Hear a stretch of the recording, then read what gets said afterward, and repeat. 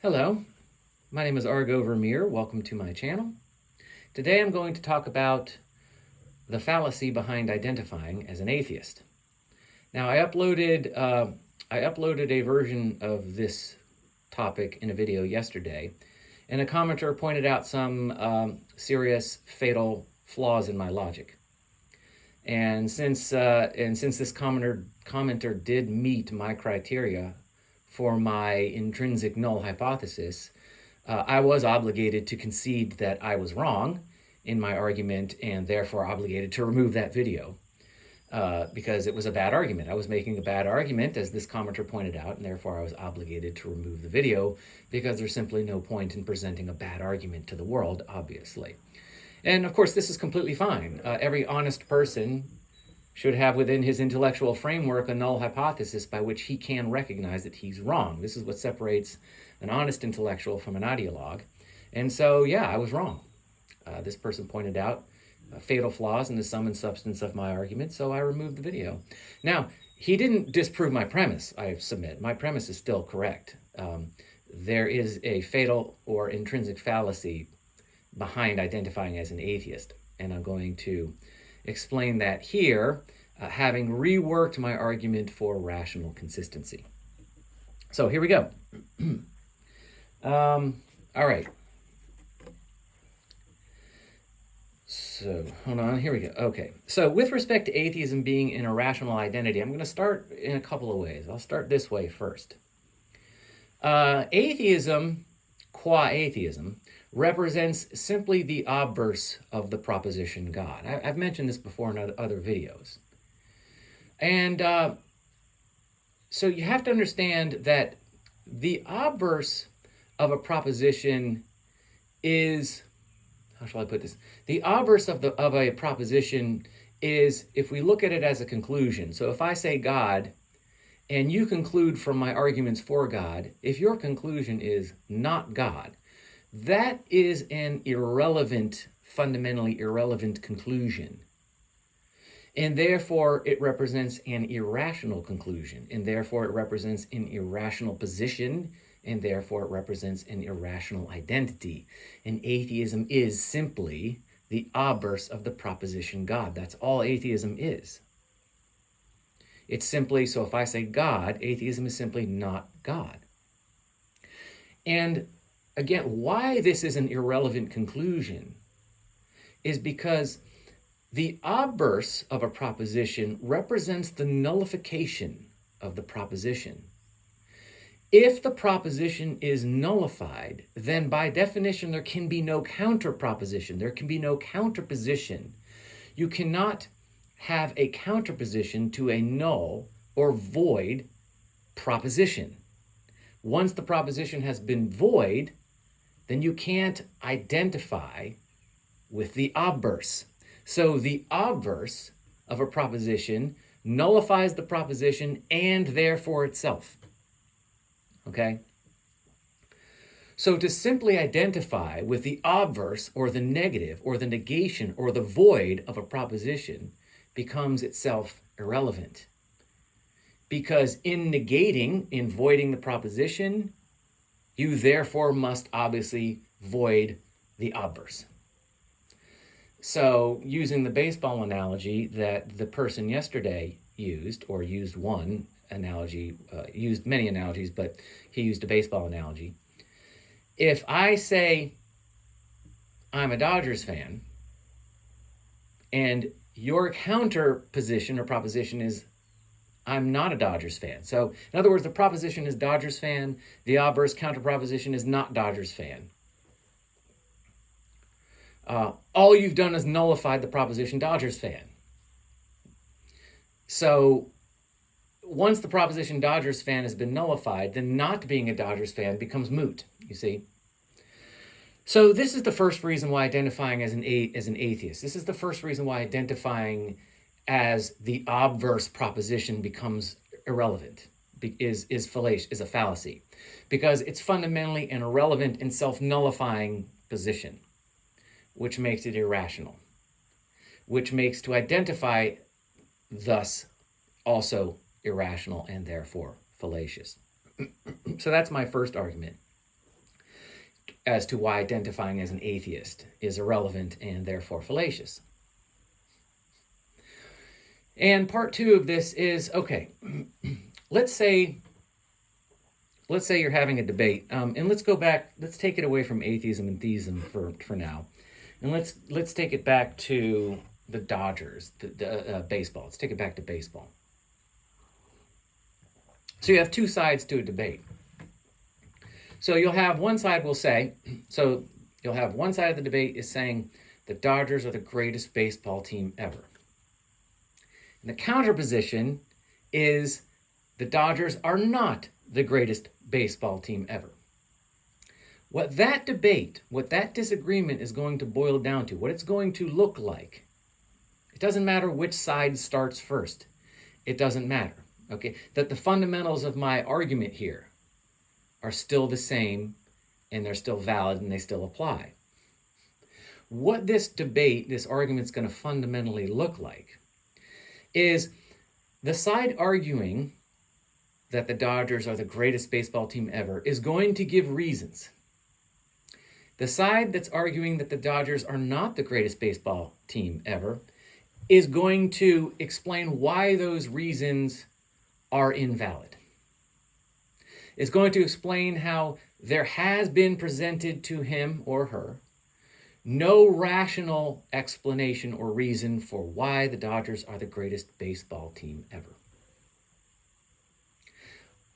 But to point out that no rational reasons as to why the Dodgers are the greatest baseball team ever have been presented does not nullify the proposition that the Dodgers are the greatest baseball team ever. All it does is prove that there has, as of yet, been presented no arguments, no evidence for the proposition that the Dodgers are the greatest baseball team ever. And this is not the same thing as representing proof that, in fact, the Dodgers are not the greatest baseball team ever. You see? So by simply pointing out that you have never heard a rational explanation as to why the Dodgers are the greatest baseball team ever does not prove or validate your position that they are not the greatest baseball team ever. All it's done is point out that as of yet, you've heard no arguments to support the proposition. But this is not the same thing as proving the proposition to be itself invalid. Okay? The only way that you could prove the proposition, the Dodgers are the greatest baseball team ever, invalid, is to argue that there cannot be, not that there is not, any rational evidence or a rational argument for the proposition Dodgers are the greatest baseball team ever, but that there cannot be any reason given, there cannot be any evidence given to support the claim that the Dodgers are the greatest baseball team ever. And the only way you can do that is by appealing to a criteria of what constitutes the greatest baseball team ever, and then argue as to why that criteria is in fact objective, and then argue as to why the Dodgers don't meet that criteria, and then explain which team does.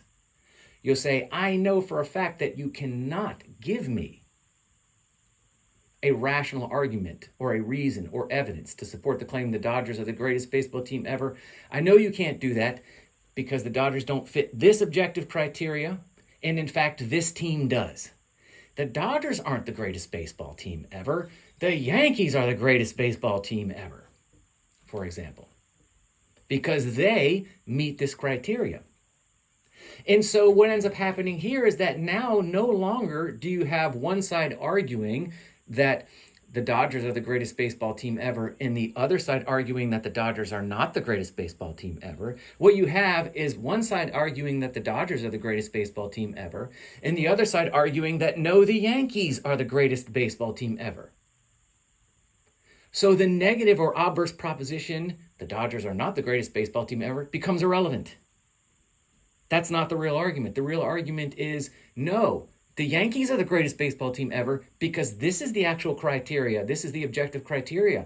Your conclusion that the Dodgers are the greatest baseball team ever is incorrect because your criteria for what constitutes the greatest baseball team ever is incorrect. So in the first case, the obverse position, the Dodgers are not the greatest baseball team ever, is irrelevant. So in the first case, meaning that it points out that there have been no valid arguments presented for the positive propositions that the Dodgers are the greatest baseball team ever. It's irrelevant because it doesn't prove that proposition is false. It just shows that so far there hasn't been any evidence. So far there hasn't been a good argument. But it doesn't. But in doing that, it doesn't prove that there can't be an argument. There can't be any evidence, and therefore it doesn't prove that the proposition can't be true, that the Dodgers are the greatest baseball team ever. And again, so in that instance, that aspect of the debate, the negative proposition, the Dodgers are not the greatest baseball team ever, becomes irrelevant. It's irrelevant because it can't be validated based on simply showing that the arguments for the positive proposition are false. So it has to appeal to something else. It has to appeal to an alternative criteria, which it must defend, and then show which team meets that criteria. So in that sense, the negative proposition becomes irrelevant because it's not an argument from the negative proposition. It's an argument from the criteria, which points to the Yankees being the greatest baseball team ever. And so this is the same thing with atheism, qua atheism, can only say, so far I haven't seen any evidence for God, and all the arguments I've heard for God, whether they be in the Bible or from anyone else, have shown themselves to be rationally inconsistent. But it doesn't validate the claim that God exists. All it does is say, so far there's no evidence, but it doesn't say that there can't be any evidence. The only way that you can validate the negative proposition, atheism, is to point out that there can be no evidence for God. And the only way you can do that is point to what? You have to point to an interpretation of the nature and essence and existence of reality that precludes God entirely. So you have to argue for a completely different interpretation of the nature of reality and a completely different metaphysical primary or fundamental primary, a root and cause of all that is. Or if there isn't a root and cause of all that is, you have to defend that. There can't be a root and cause of all that is. The point being is that you're no longer appealing to the negative proposition. You're no longer appealing to atheism. You're appealing to your own interpretation of reality. And that's what you represent, not atheism. So this is why identifying as an atheism is completely invalid. It's completely fallacious. Appealing to the negative of a proposition is irrelevant. And therefore, to identify as such is fallacious and irrational. So I hope this makes sense. I know that this was a little bit convoluted, but, this is what it is. There is a rational fallacy behind identifying as an atheist. What is the point of what I'm doing here?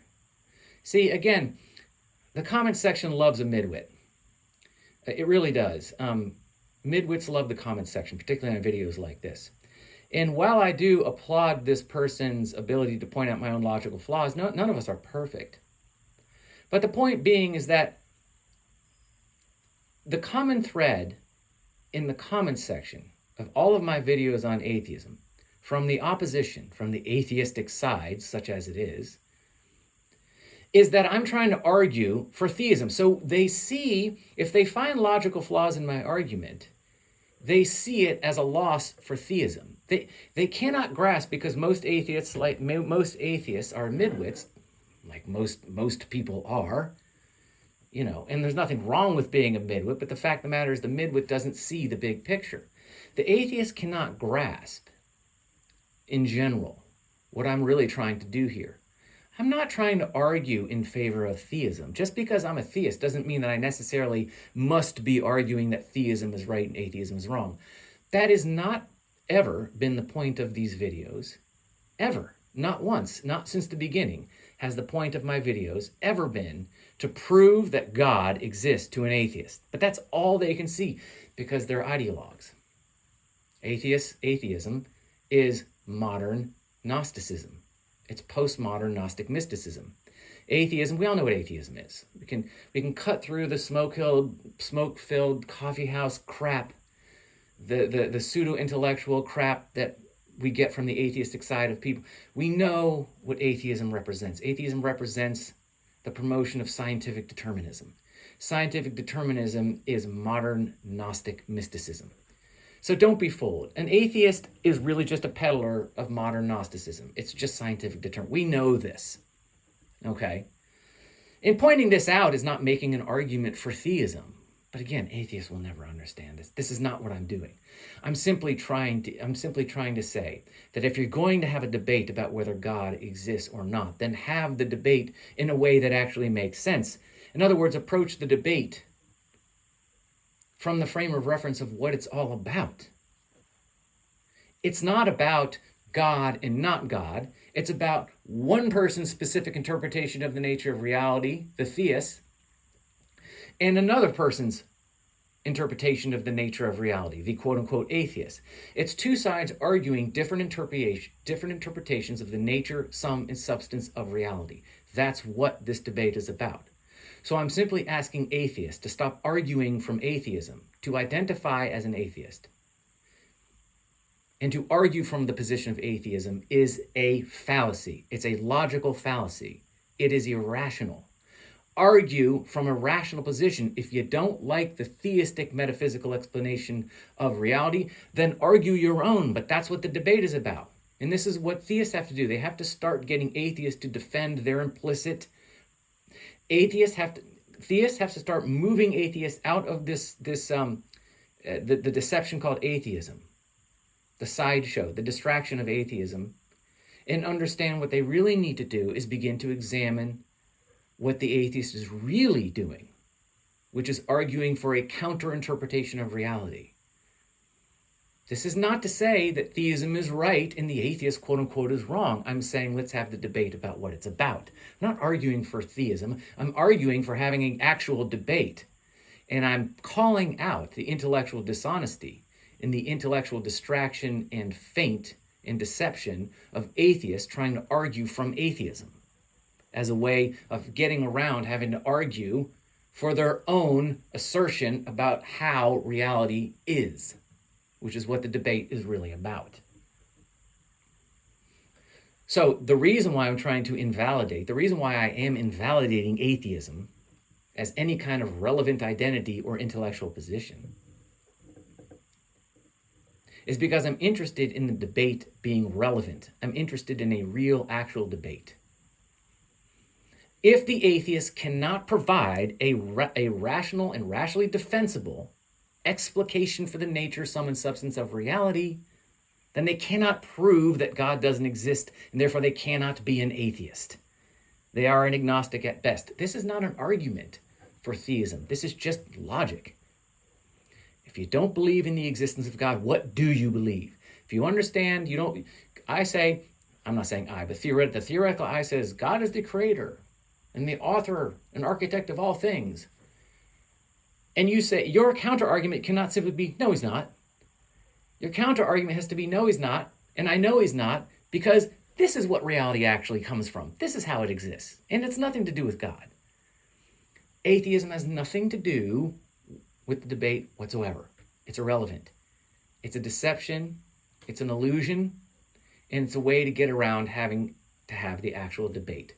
And I believe atheism is not really understood by most atheists as the rational fallacy that it is.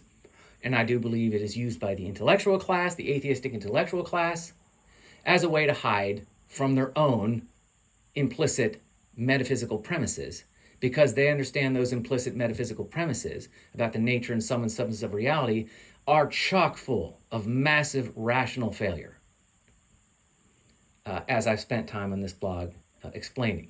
Scientific determinist interpretation of reality is so far removed from rational consistency as to be object buffoonery when it's examined. And I believe that's why the intellectual class likes to argue from atheism, because it's kind of a get out of jail free card for them. They don't actually have to identify their own position as long as they're arguing from simply the obverse of theism. My position is simply not God, which means I don't have to have an argument, because not God doesn't have any epistemology, and therefore why should I be expected to offer any? You're going to tell me why God is real, and I'm just going to tell you why your reasons are flawed.